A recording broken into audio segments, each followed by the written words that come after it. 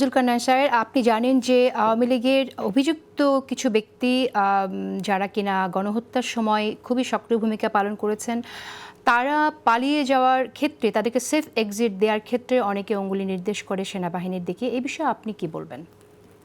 যদি কারো পালিয়ে যাওয়ার বিষয়ে প্রমাণাদি থাকে, সেনাপ্রধান যদি কাউকে পালিয়ে যেতে সহায়তা করে থাকেন, বিষয়টা তার প্রকাশ্যে এসে বলা উচিত, অথবা আইএসপির এর মাধ্যমে প্রচার করা উচিত। আইএসপির এর মাধ্যমে আমরা প্রায় বোধহয় 200-300 জনের একটা লিস্ট পেয়েছি।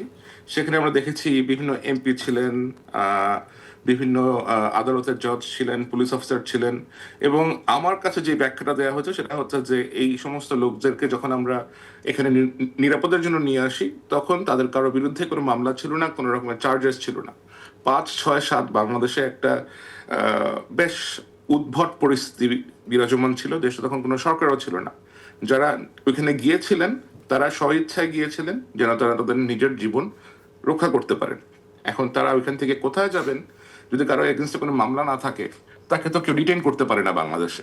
আপনি মামলা ছাড়া কি কাউকে আটকাতে পারবেন কোথাও, অথবা তাকে অন্তরীণ করে রাখতে পারবেন? তখন তো এই না একটু সিভিল পাওয়ারের পারমিশনও তখন পর্যন্ত আসে নাই। সুতরাং বারবারই এ পলায় গেছে, চলে গেছে। এখন যদি আপনি কারো বাসাতে যান, সেখান থেকে যদি যদি আপনি বের হয়ে যেতে চান, আপনাকে কি সে আটকায় রাখবে? আমার তো মনে হয় ব্যাপারটা সেটাই ঘটছে, এবং এটাকেই বারবার পেটানো হচ্ছে যে 626 জন ছিল, এরা পালায় গেছে। 626 জন যদি এখানে গিয়ে থাকে, তারা তো নিজের মর্জির মতো গেছে ভাই, নিজের প্রাণ রক্ষা করতে গেছে। এখন তারা যদি এখান থেকে চলে যায়, তাদেরকে তো কেউ বলে না যে তুমি ওদেরকে গিয়ে আটকাও। কাউকে তো বলতে হবে যে ওদেরকে গিয়ে আটকান আপনি। কেউ কি গিয়ে এই ইনস্ট্রাকশনটা দিয়েছে? আর একটা কথা, আর একটা ইন্টারেস্টিং কথা আমি বলি, এই যে সেনার প্রধান পালাতে যেতে দিচ্ছে, বাংলাদেশে কি আপনি বিমান বাহিনী কি আপনার সেনা প্রধান চালায়? এই যে বিমান যে উড়ে গেল, তাহলে আপনার বিমান বাহিনী প্রধান আটকালো না কেন বিমানটাকে? ওটার অনুমতি কেন দিচ্ছে?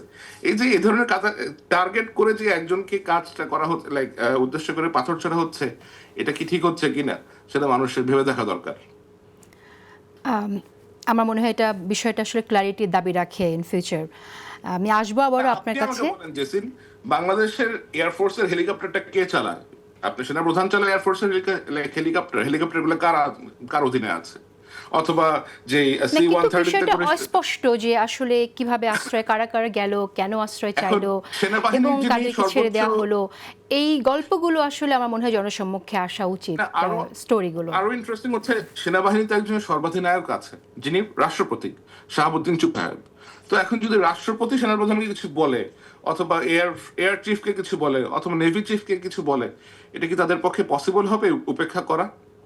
তখন তো দেশে কোনো সরকার প্রধানত তখন ছিল না। শেখ হাসিনা পদত্যাগ করেছে, একটা উদ্ভট পরিস্থিতি। তো সবই ঘুরে ফিরে আপনি এই ওয়াকারের দিকে দিলে তো হবে না, এর অর্থ তাই হচ্ছে না? এখানে, হ্যাঁ, এর অর্থ হচ্ছে এখানে প্রেসিডেন্টের একটা ভূমিকা থাকতে পারে। ধন্যবাদ আপনাকে থাকতেই পারে। স্যার। আমি